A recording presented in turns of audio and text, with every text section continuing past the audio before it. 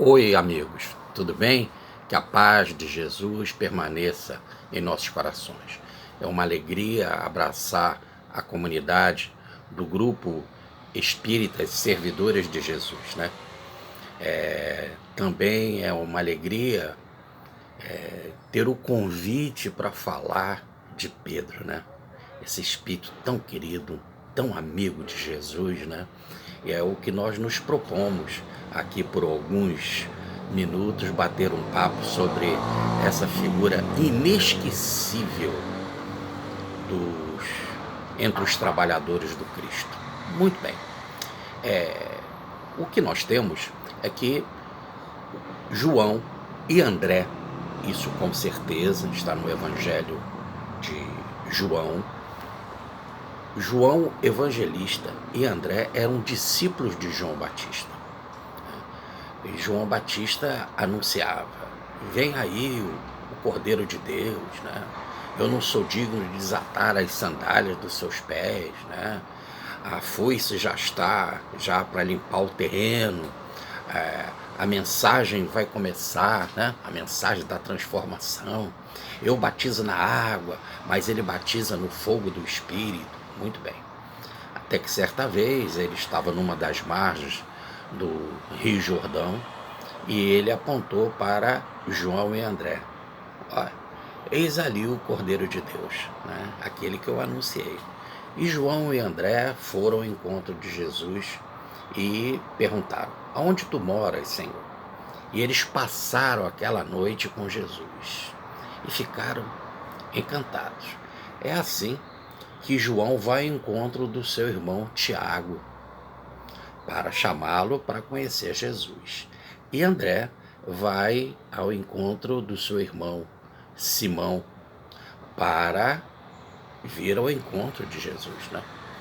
É assim então que começa o primeiro contato de Pedro com Jesus através do seu irmão André. E Jesus, certa vez, passando pela praia, viu que eles estavam limpando a rede de pescar e consertando a rede. Eles eram pescadores, eles tinham uma companhia de pesca e fazia parte dessa companhia Pedro, João, Tiago, André e o pai de João e de Tiago, que é o Zebedeu, né? Casado com a Salomé. Muito bem. E aí, nesse caso, Jesus chama eles para o apostolado, né? Primeiro entra na barca de Pedro, e faz a chamada pesca milagrosa, né? Uma pesca em que veio uma grande quantidade de peixes, né? E os pescadores tinham passado ali a noite tentando pegar algo e não tinham conseguido. Aí Pedro então se aproximou de Jesus e sinceramente abriu o coração e disse, né? Senhor, eu não sou digno que tu fiques perto de mim. Poxa, eu sou um pecador, cara. Você é um mestre extraordinário. E ali selou esse grande encontro do Cristo com Pedro, em que o Senhor disse: eu te quero pescador de almas, de homens, né? E não de peixe. E assim, então, o primeiro grande serviço prestado por Pedro, que morava na cidade de Cafarnaum, que era um grande entroncamento comercial, tinha inclusive uma alfândega. Essa alfândega ficava dirigida por Levi, que mais tarde vai se chamar Mateus, né? A grande mercadoria ali que aquela alfândega recebia era, antes de tudo, o peixe seco, né? O peixe salgado, que conservava por mais tempo. Uma outra coisa também interessante, que ali era um local tão importante que havia um centurião, quer dizer, então tinha uma centúria romana para fazer o policiamento daqueles recursos, dos recursos da produção da pesca, né, do peixe salgado, que então o primeiro grande serviço, como eu estava dizendo, prestado por Pedro, foi emprestar a sua barca para Jesus.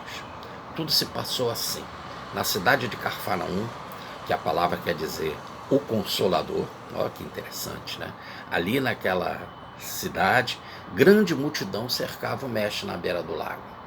E se Jesus falasse, não seria visto por todos. Então repare como é interessante essa coisa da apresentação, né? Quando você faz uma apresentação, não só as pessoas precisam ouvir, mas também ter um contato visual.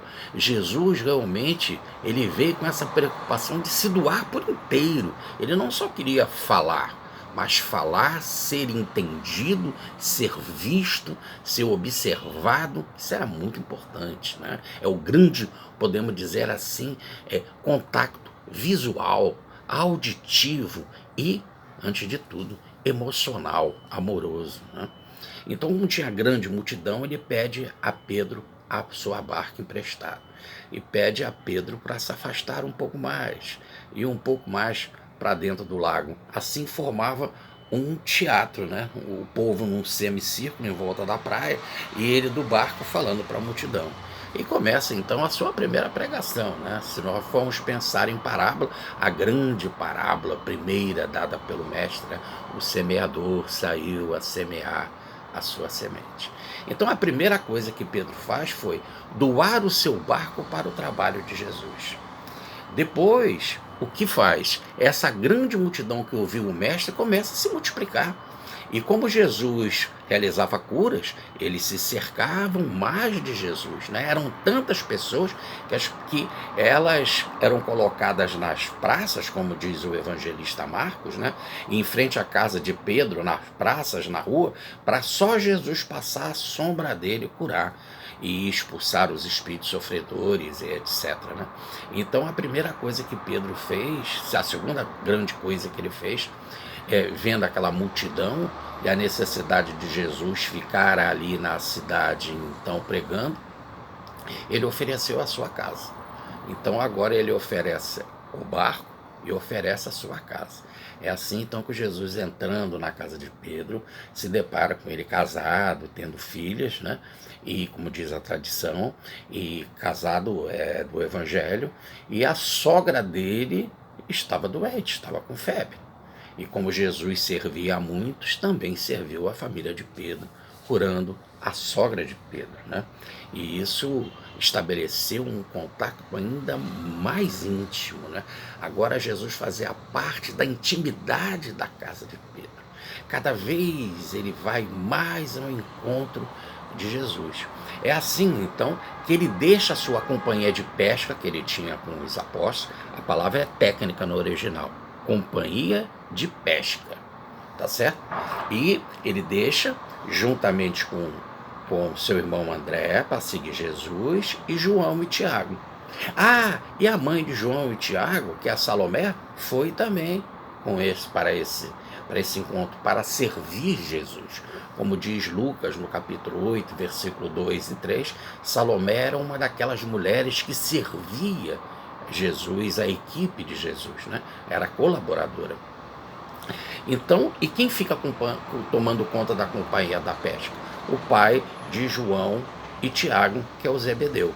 Ele fica então cuidando da companhia e esses apóstolos começam a formar o primeiro grande grupo de Jesus, dos 12, né? Vão se formar e vão viver com Cristo. Então começa Pedro algo muito interessante. Primeiro, ele doa o seu barco para Jesus. Depois ele doa a sua casa para Jesus. Depois ele deixa a sua companhia de pesca por Jesus. E depois ele vai seguir Jesus. São doações e doações, cada vez se integrando mais a Jesus. Até que teve uma vez em que a multidão já estava há um tempo em volta de Jesus, né? Já há alguns dias Jesus estava pregando. E ali naquele local não havia como essa multidão adquirir alimentos. E eles falam para Jesus, né? Senhor, dispensa a multidão, porque senão eles vão ficar com muita fome. E Jesus disse, por que vocês não dão a eles de comer? É assim então que é dito que eles só tinham 5 pãezinhos e 2 peixes. E 5.000 homens comeram, fora as mulheres e as crianças. Ora, repare, e ainda sobraram 12 cestos de pesca, né? Então é aí que algo interessante vai acontecer, que é que, que um grupo daqueles que comeram ali na pesca, o peixe, perdão, e o pão, um grupo vai ficar tomando conta de Jesus, tomando conta no sentido de colando em Jesus. É melhor ficar perto dele. Um sujeito que multiplica pães e peixes, é bom a gente ser amigo, né? Ficar perto dele. Como Jesus subiu para orar no monte, diz a passagem, e eles não queriam ter esforço de subir ao monte também para orar, eles ficaram tomando conta do barco. Então, Jesus não tem como sair daqui se não passar, se não utilizar o barco. Então eles ficaram tomando conta do barco por enquanto que Jesus foi orar. E no outro barco, os apóstolos atravessaram a margem e foram em direção ao outro lado. É assim, então, que Jesus resolve, então, descer do monte espiritualmente, né, como era a sua capacidade de dar e tomar a sua vida, e vai andando sobre as águas, e aí encontra os apóstolos.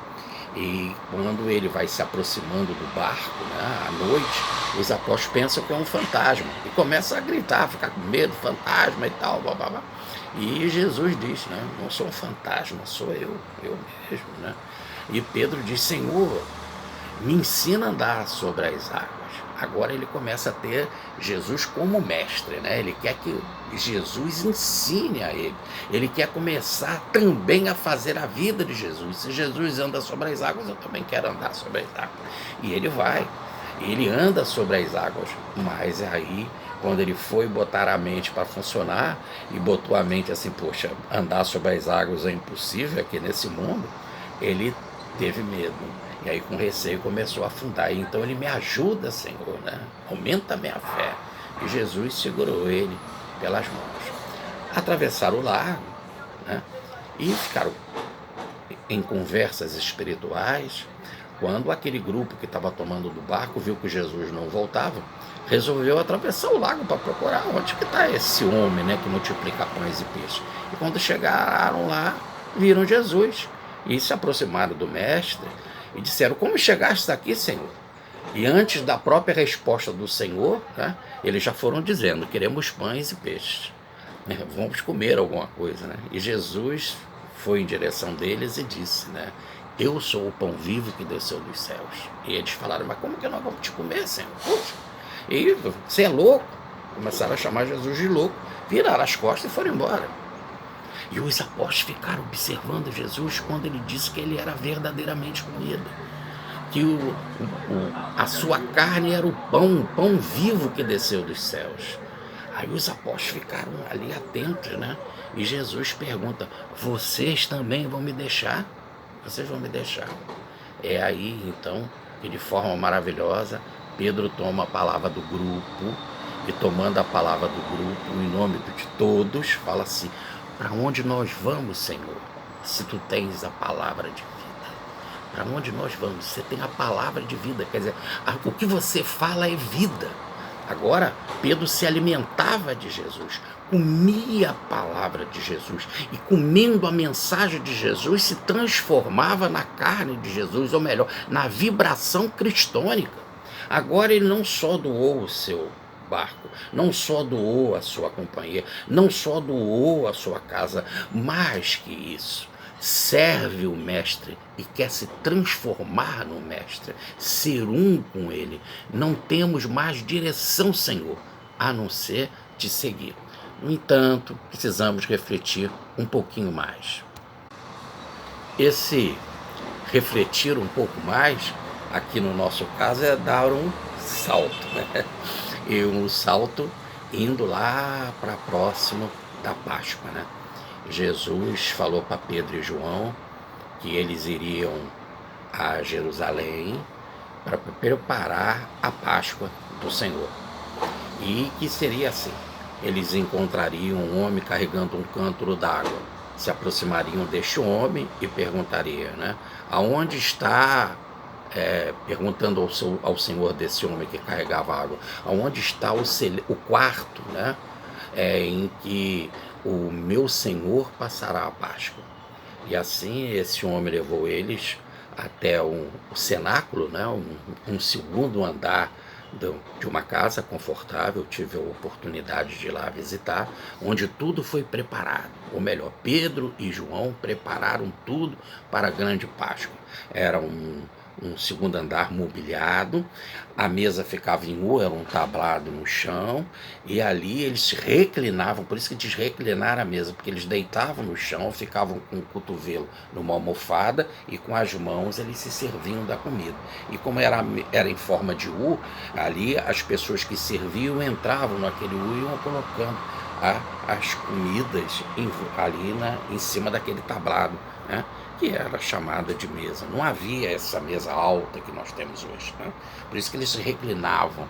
E aí Pedro ficou de um lado de Jesus e João do outro, ao ponto de João se reclinar, porque estavam reclinados à mesa, e João reclinar e colocar a cabeça no peito de Jesus. Ele, o discípulo amado, grande amigo de Pedro.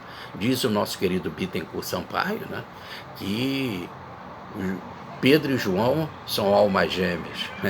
Isso está no livro do Calvário ao Apocalipse, na psicofonia do nosso Frederico Pereira da Silva Júnior, O Bom Anjo de Mael, desse livro maravilhoso publicado pela Federação Espírita Brasileira. E ali as conversas são entabuladas, né? Mas algo houve de muito interessante. Os apóstolos estavam discutindo qual é o maior entre nós, né? Já havia tido uma disputa meio interessante, que a Salomé, a mãe de João e Tiago, já havia pedido a Jesus que quando ele implantasse o reino dele, os dois tivessem destaque na governança desse reino, né? E Jesus disse: mulher, você não sabe o que está pedindo, né? O meu reino não é desse naipe, não é desse tipo de estrutura, e será que eles estão preparados para tomar o cálice que eu irei tomar? Mas Salomé ainda não tinha condição de compreender tudo isso nessa extensão. Os outros apóstolos também ficaram interessados em terem destaque no reino dos céus, né?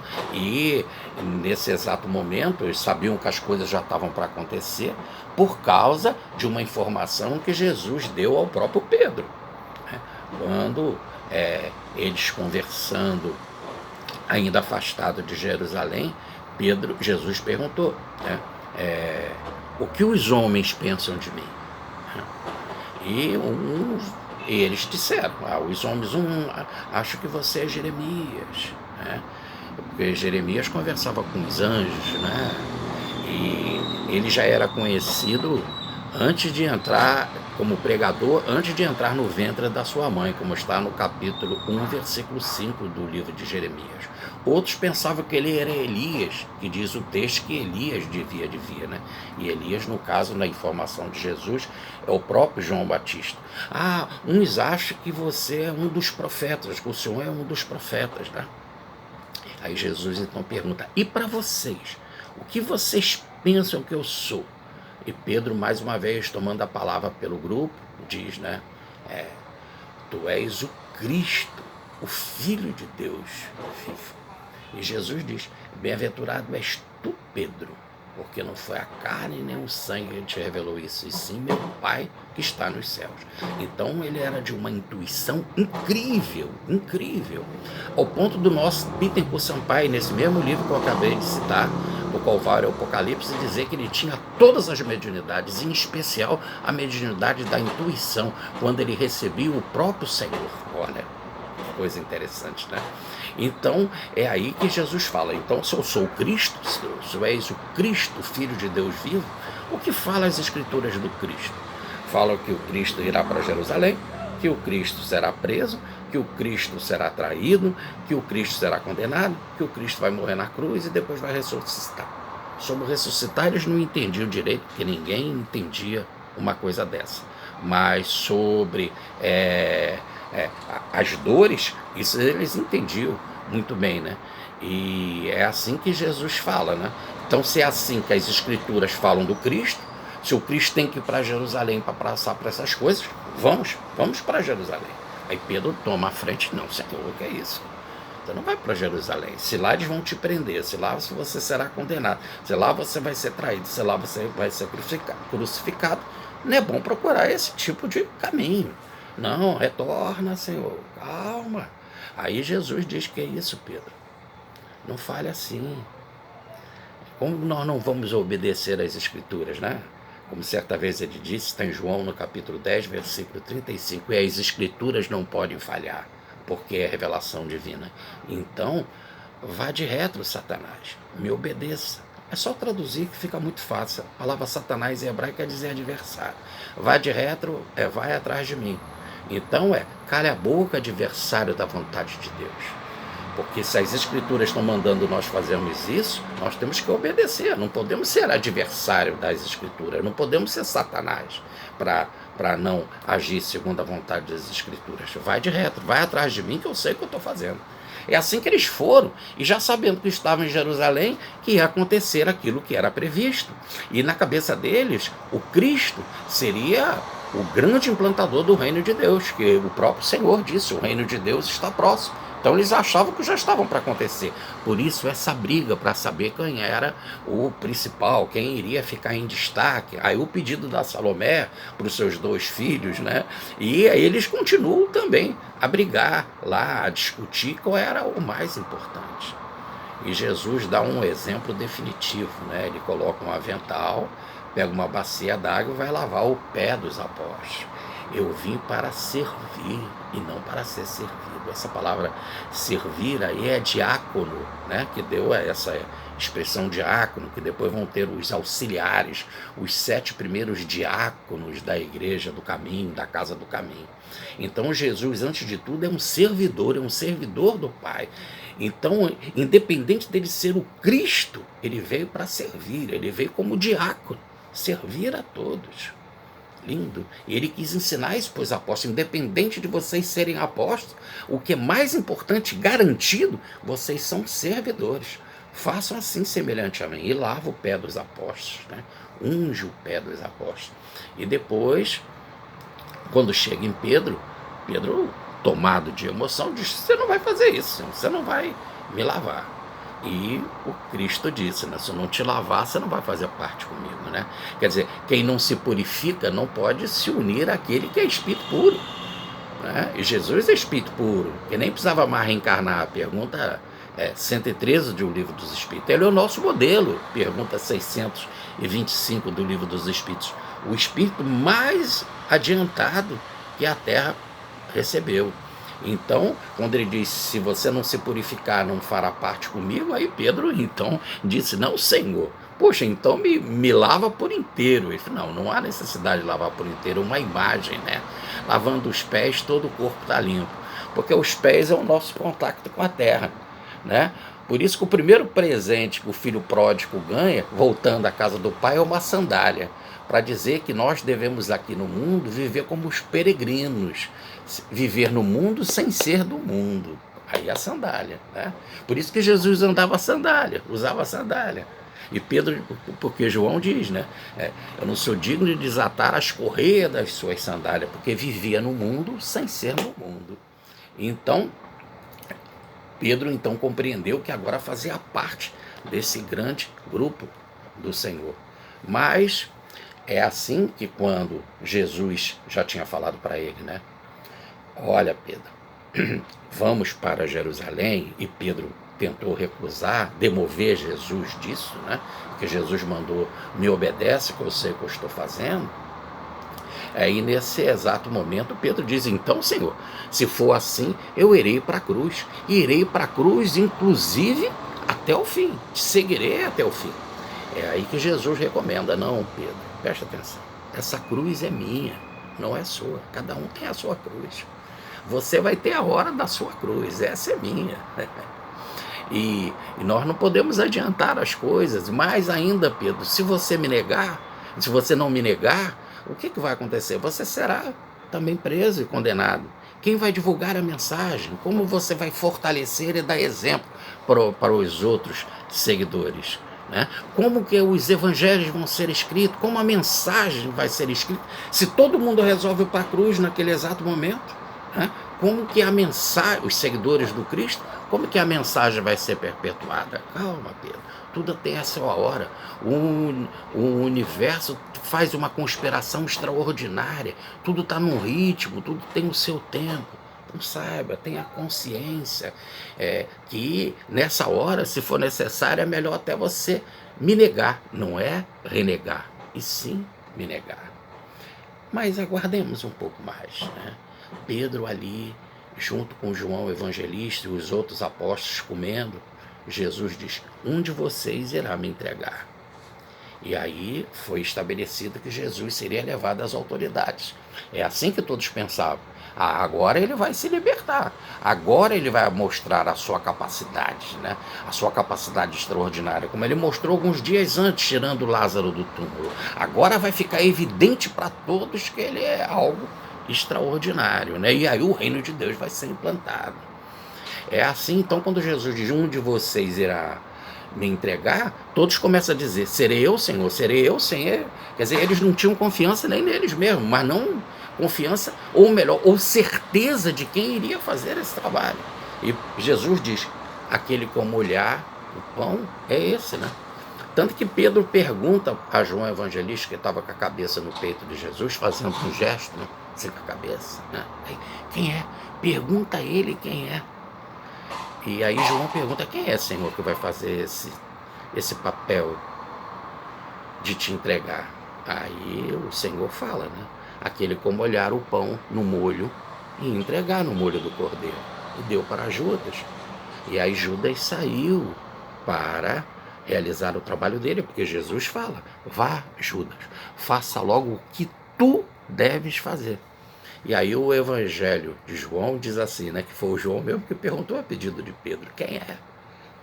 Aí diz assim: aí pensava que Judas tinha saído para comprar alguma coisa para dar para os pobres, porque Judas cuidava da tesouraria do grupo, né? Ele tinha a bolsa do grupo, como nós vimos lá na casa de Marta e Maria, né? Naquela cena em que Maria de Betânia unge Jesus com perfume caríssimo, né? E os apóstolos falam: não seria melhor vender tudo isso e dar para os pobres do que ser derramado isso e nos seus pés e nos seus cabelos? E Jesus disse que aquela atitude era de amor, que raramente nós temos um mestre desse quilate na terra, né? Então ali era um momento abençoado, e que Maria de Betânia nunca mais seria esquecida por causa disso.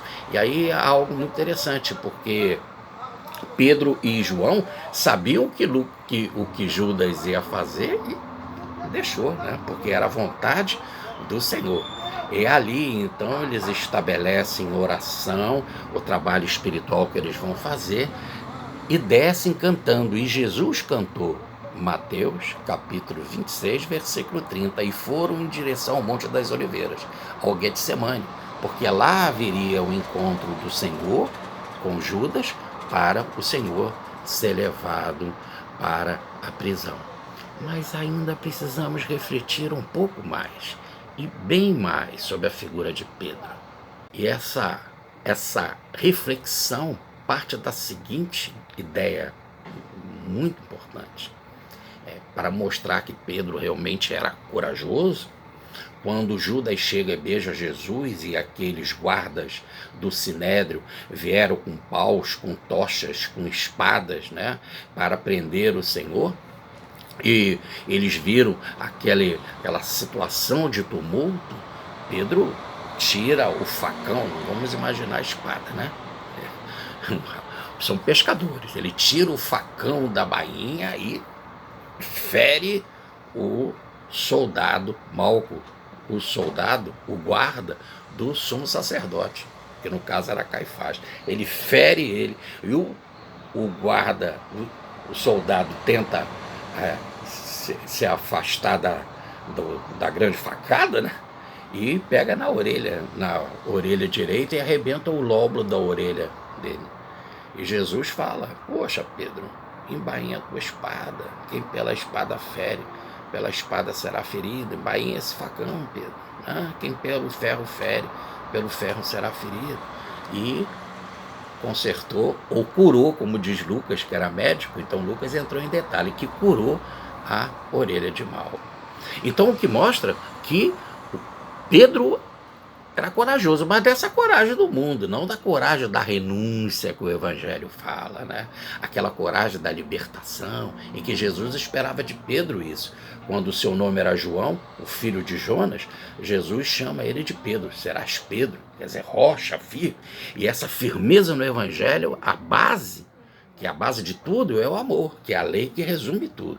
Então, quando Jesus trocou o nome dele para Pedro, né, de Simão para Pedro, é porque ele tinha de ouvir a mensagem. Simão é aquele que ouve a mensagem e aí consolida a mensagem, que é a mensagem do amor, que resume toda a lei e os profetas, que é a mensagem, coluna principal do Evangelho, que é o amor. E Pedro, por enquanto, tinha esse imenso amor humano dedicado a Jesus, e ele precisava levar este amor à grandeza da renúncia, a grandeza crística de do alto da cruz dizer: Pai, perdoa, porque eles não sabem o que fazem. Mas o que Pedro então faz? Pedro, diz a passagem, vai seguindo Jesus de longe, porque eles não levaram Pedro preso, nem os outros apóstolos, porque Jesus pediu, disse: se é a mim que vocês estão buscando, deixa esses. Mas diz a passagem, que está no Evangelho, que Pedro ficou de longe observando e viu que Jesus foi levado para a casa de Anás, e depois da casa de Anás para a casa de Caifás. E ele então vai lá, no lugar mais perigoso que tem. Ele tenta entrar, mas a porteira não deixa. E o discípulo amigo que já estava lá, o João, fala com a serva, né, da portaria e diz para ele entrar. E Pedro entra. Então cada vez ele arriscava mais. E ele senta do lado dos apóstolos, dos soldados, ali na beira da fogueira, e estava frio, né? E a serva antes já tinha dito: tu não és um dele, né? Ele disse que não. Aí ele ali vai na fogueira, e ele não aguenta com a sua emoção, imensa emoção de Pedro. Ele começa a falar, e aí vem o sotaque dele. Que nem aqui a gente conheceu um sotaque de um paulista, o sotaque do S do carioca, né? O sotaque do Tchê, do gaúcho, né? Ou o sotaque do nordestino tão rasgado, né? Pedro se deixou levar pelo sotaque galileu, que era acentuado, e ele falou: eles disseram, né? Um dos guardas: tu és um deles. Ele disse: não. Depois teve uma hora, passando o tempo, à noite, né? Porque Jesus só podia ser julgado de manhã, porque não se aceitava julgamento à noite, então, no judaísmo. Então, ele ali passando a noite, começou a ficar tenso, e levantava e subia, levantava e subia, levantava e subia ele na fogueira. E quando ele então foi observado melhor por outros guardas, que disseram, um deles: eu te conheço, você estava lá também. Eu era parente do soldado do Malco, que ele havia cortado a orelha. E Pedro: não sou eu. Quer dizer, como dissesse: está escuro, você não reconheceu direito. Não sou. E cumpriu a mensagem do Senhor, porque se ele tivesse deixado levar, nós não teríamos todo o trabalho dignificante que Pedro veio executar. E aí que Jesus sai para ser julgado. Já o galo cantou, e ele olha para Jesus, Jesus olha para ele, e aí ele chora. E muitas pessoas interpretam assim de forma dura, que Jesus olhou para ele e falou assim: eu não falei que você ia me negar. Como é que Jesus ia fazer uma coisa dessa, uma barbaridade dessa, cara? Por que nós vamos ser obrigados a ser corajosos para ir para a cruz? E quem não vai para a cruz será assim, de forma ironizada pelo mestre? Essas coisas estão tudo na nossa cabeça. Jesus olhou para ele, como dissesse, aquecendo: calma, chegou a hora, tudo será feito segundo a vontade do Pai. E aí ele olhou e chorou, mas chorou porque ele não podia fazer mais nada. Ele sabia que Jesus estava sendo levado para a condenação. Aí ele compreendeu tudo aquilo que Jesus disse, e o resultado é a crucificação. Ele sabia bem o que era a crucificação, todos ali sabiam. Crucificação acontecia todo dia, tanto que com Jesus foram mais dois: o chamado ladrão da direita, o ladrão da esquerda, o chamado Dimas, o chamado Gesta. A crucificação acontecia aos montes. E ele então chora, porque ele sabe que ele não poderia fazer nada, absolutamente nada. Tinha de aguentar. Ele sempre que foi impulsivo, tinha de aguentar, tinha de esperar. E aí, todos sabemos o que aconteceu, né? Jesus é crucificado. José de Arimateia, discípulo às ocultas, pede a Pilatos o corpo de Jesus. Ele é colocado num túmulo virgem. A guarda romana, com um tribuno, toma conta do túmulo do Senhor a pedido das autoridades de Israel, porque ele falava que iria ressuscitar. E como ele já tinha tirado Lázaro do túmulo, podia ser provável também que ele saísse do túmulo. E ali os apóstolos, então, ficaram na expectativa, né? O que fazer agora? E isso foi numa sexta-feira à tarde, né? No domingo, bem cedo, antes do sol nascer, Maria de Madalena vai ungir o corpo de Jesus, porque não podia se fazer no sábado. Por isso os 3 dias, né? Sexta, sábado e domingo. Aí Maria de Madalena vai lá, junto com outras mulheres, né? E quando chega lá, a pedra está fora do sepulcro, né? Está deslocada. E elas veem que o túmulo está vazio. Então ela começa a chorar. Cadê o seu mestre? Cadê o seu Jesus? O seu libertador? Agora nem o direito ao corpo do seu amigo ela não teria para ungí-lo. Ela então senta para chorar quando Jesus aparece para ela. Maria.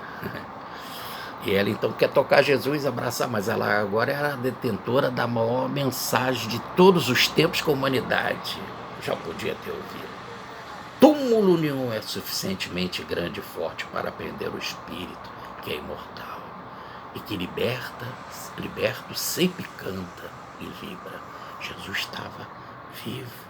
E era necessário anunciar para outros. Não há tempo a perder. Vá, disse Jesus. Vá, Madalena. Diga para eles que eu estou vivo e que vou estar com eles logo mais. E ela passa a ser apóstola dos apóstolos. A primeira a anunciar a vida em plenitude, a vida imanente, a vida da ressurreição. E ela vai anunciar. É assim então que Pedro e João vão correndo para ver realmente se é assim, né? E Pedro foi na frente, teve um impulso, mas João era mais novo, passou à frente. Mas quando chegou lá, João não entrou, quem entrou foi Pedro, que ficou observando se realmente Jesus iria ou não estar ali no túmulo, né? Aí Pedro entra e vê que o sudário estava dobrado, tudo dobrado direitinho, e que Jesus estava vivo, né? Não estava ali no sepulcro. Temos mais ainda que refletir sobre essa figura incrível de Simão Pedro. E essa reflexão sobre a vida de Pedro chega a um nível mais alto quando o mestre aparece na casa fechada e passando pela porta fechada, né? Diz que a paz seja convosco. E se apresenta ali de forma viva, né? Uma semana depois, ele se apresenta também para o corpo apostólico, porque Tomé não estava da primeira vez e duvidava. Ele apresenta, aqui sou eu mesmo, Tomé, pode ver, ó. Está em Lucas capítulo 24, versículo 39. E um fantasma não tem carne e ossos como vede que eu tenho. Vede aqui as minhas marcas, né? E pegou peixe, pão e mel e comeu na frente dos apóstolos. E foram 40 dias seguidos de provas incontestes, como diz o livro Atos dos Apóstolos. Por 40 dias Jesus se apresentou ali para os apóstolos. E aí, então passou a ser a mensagem viva, irrecusável da ressurreição. E não tinha como eles negarem isso. Estavam diante da vida em plenitude, da vida em abundância. É assim que diz o capítulo 21 de João, que 7 apóstolos estavam pescando e passaram a noite toda e não pegavam nada. E Jesus apareceu na beira da praia e perguntou, né, o que vocês estão pegando? O que vocês pegaram? E eles disseram, nada, né? Não pegamos nada, passamos a noite e não pegamos nada. E Jesus disse, joga a rede para a direita. Eles jogaram e vieram 158 peixes grandes, né? Que quase que a rede rasgava. E aí é interessante que João, o evangelista, então reconheceu mesmo sendo à noite, né, reconheceu, é Jesus. Ele percebeu pela intuição. É Jesus que está lá, né? Senão, a prova é essa, a quantidade de peixe. E Pedro, mesmo estando só com as roupas de baixo, né? Hoje nós falávamos cuecas, né? As bragas, né? As roupas de baixo, ele pula na água e vai ao encontro do Senhor, né? E quando ele chega lá, pasma, Jesus tinha feito um braseiro, já tinha botado ali pão e peixe no braseiro, né? É Jesus como cozinheiro. Olha só, que bacana. E é interessante que Jesus fala para Pedro, pega um desses peixes aí e coloca aqui também. Quer dizer, era o peixe igual ao do lago. Pega um desses daí que você trouxe e coloca aqui também. Aí começaram a conversar, né? Isso que a gente fala, né? Uma refeição de negócios. Ali o negócio era da empresa crística, né? E como seria esse empreendimento, né? Então eles começam a conversar e Jesus vai dar, então, o caminho, aquilo que ele esperava de Pedro e dos apóstolos. Então ele fala, Pedro, tu me amas? Ele, Senhor, eu te amo. Pedro, tu me amas? Senhor, eu te amo. Então alimentai o meu rebanho. Pedro, tu me amas? Eu te amo, Senhor. Alimentai o meu rebanho. E quando ele falou pela terceira vez, Pedro, tu me amas? Ele vai dizer assim de forma extraordinária. Não teve ninguém no Evangelho que falou assim igual Pedro. Não teve. Tem que ter muita coragem para dizer isso. Ele falou, Senhor, tu sabe todas as coisas. Tu sabe que eu te amo. Olha no teu coração e você vê. Vê que se eu não te amo. Você sabe que eu te amo. Que coisa, que coragem, que homem extraordinário. E Jesus disse, então apacentai o meu rebanho. É isso que eu quero, né? E digo mais, Satanás quer te joerar, quer te peneirar, né? Você vai sofrer um bocado. Quando você era jovem, você ia para lá, ia para cá, fazer o que você quisesse da sua vida. No final, você vai para onde que você não quer ir. Quer dizer, você vai ter o mesmo destino meu, que é a cruz. Então ele compreendeu que o destino dele era pregar com muita dificuldade, com muita luta, com muitas perseguições, e o final de tudo era a cruz. E ele aceita, porque ele já era todo do Cristo, todo o amor do Cristo. E aí ele bota a mão no amigo dele, no João, o evangelista, sua alma gêmea, e pergunta aqui, e com esse amigo aí, o que vai acontecer? E Jesus diz, eu quero que ele fique até que eu venha. E criou um tumulto tremendo na igreja. Porque como o João demorou muito a morrer, desencarnou com 100 anos, né? Foi exilado na ilha de Pátimo, escreveu o Apocalipse, depois na cidade de Éfeso vai escrever o seu evangelho, ainda não desencarnava. As pessoas achavam que ele estava velho assim, porque ele não ia morrer até Jesus voltar. Mas João botou uma nota no evangelho explicando de forma correta. Jesus não disse que ele não morreria. Disse que ele não iria para a cruz antes de Jesus voltar. Então é diferente. Então não está dizendo que ele não desencarnaria. Está dizendo apenas que ir para a cruz, como Pedro iria naquela existência, isso com João não iria acontecer. Numa outra vinda do Senhor, aí sim ele iria para a cruz.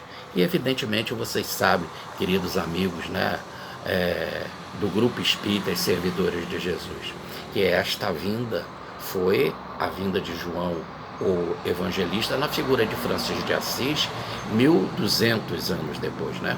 E no dia 14 de setembro de 1224, no dia 14 de setembro, que é o dia da cruz, o Cristo aparece para Francisco no Monte Alverne, e ele, então, em oração diante do Cristo, é crucificado. Mas por amor de Jesus, ou como diz Petrobaldi, por incêndio da alma, ele é crucificado e fica com as marcas do Senhor. Aí ele foi para a cruz. Mas essa é a primeira cruz de amor. Por incêndio de amor. Era isso. Que coisa bonita, né? Então está lá no Evangelho o compromisso, no capítulo 21 de João, o compromisso da reencarnação. E quem foi testemunha disso? Frei Leão, que era discípulo de Francisco de Assis, que é a reencarnação de Simão Pedro. Mas voltemos lá para a vida de Pedro na época de Jesus, né? Ele faz todo o trabalho de implantação da igreja, ele é o ele é preso, ele é perseguido, ele é flagelado pelas autoridades do Sinédrio, como está no capítulo 5 do Atos dos Apóstolos. Ele começa a pregar, funda as igrejas de Jope, de Cesareia, de Antioquia, chega a Roma e na década de 60 ele é crucificado. Mas ele, nesse caminho, ele desiste de Roma, porque Roma não queria saber, estava tão perdida nos erros, nas confusões religiosas, filosóficas, políticas, que ele resolve pregar em outro lugar. E Jesus aparece para ele na Via Ápia.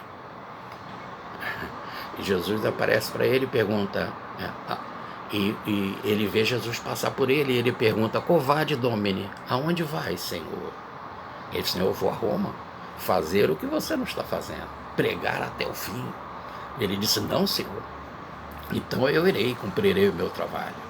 Ele vai, volta a Roma, em Roma é preso, na prisão no Marmentino, depois ele é crucificado. Não foi degolado como Paulo, porque Paulo era cidadão romano, ganhou o benefício da degolação, mas Pedro, por não ser romano, foi crucificado. Essa é uma distinção muito interessante. E aí, ali mesmo, ele é enterrado no chamado Monte do Vaticano, que mais tarde será o Vaticano, né, a Basílica do Vaticano, onde tem o corpo dele lá ainda, né? Um espaço de intensa vibração espiritual. A vida passa, né? Ele reencarna como como Elias, né, o seguidor de Francisco de Assis, e aí quando ele vê Francisco com aquelas marcas, ele pede para Francisco, né, se ele podia escrever uma bênção para ele, que ele queria guardar essa bênção. E Francisco escreve uma frase do livro Números de Moisés, que o Senhor te dê a bênção, e faz um desenho de uma cruz no meio do nome Leone, e embaixo dessa cruz ele desenha uma cabeça. E aí Pedro escreve, Pedro Leão, sim, Leão escreve no papel, aí não mais com a letra de Francisco, mas com a letra de Frei Leão. Ele escreve caput, cabeça para baixo na cruz. João sabia do fato, quando estava reencarnado como Francisco de Assis, né? Quer dizer, Francisco era reencarnacionista. Aliás, como diz o professor Petro Baldi no livro A Técnica Funcional da Lei de Deus, que Francisco era reencarnacionista. E aí Leão guarda aquela mensagem com ele, guardando aquela mensagem com ele de forma interessantíssima. Ela está no museu na Úmbria, né? E ali registrado essa marca, esse desenho feito pelo Francisco da imagem da crucificação de Pedro de cabeça para baixo. E quando ele foi crucificado no Monte do Vaticano, ele disse, quem sou eu para ser crucificado igual ao meu mestre? Quero ser crucificado de cabeça para baixo. A vida passa e chegamos na figura de Petro Baldi, né?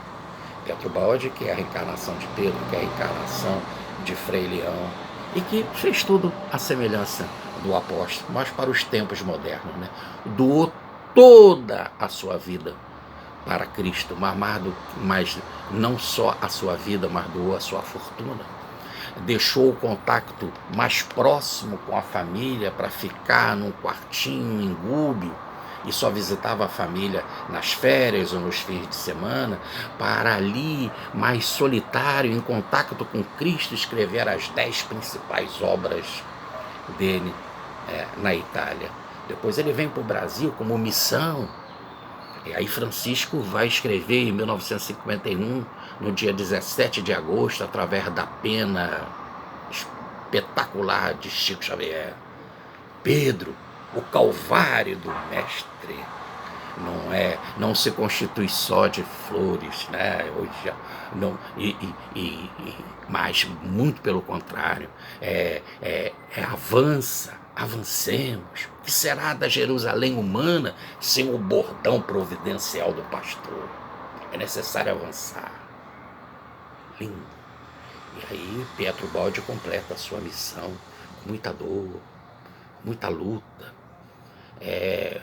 abandonado pelas pessoas, abandonado nos seus direitos autorais, expulso da sua residência pelo oficial de justiça, né?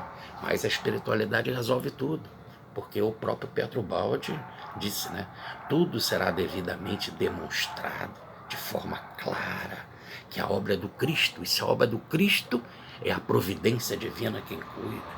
E quando tudo está na mão da providência, tem que dar certo, absolutamente tem que dar certo, e só pode dar certo.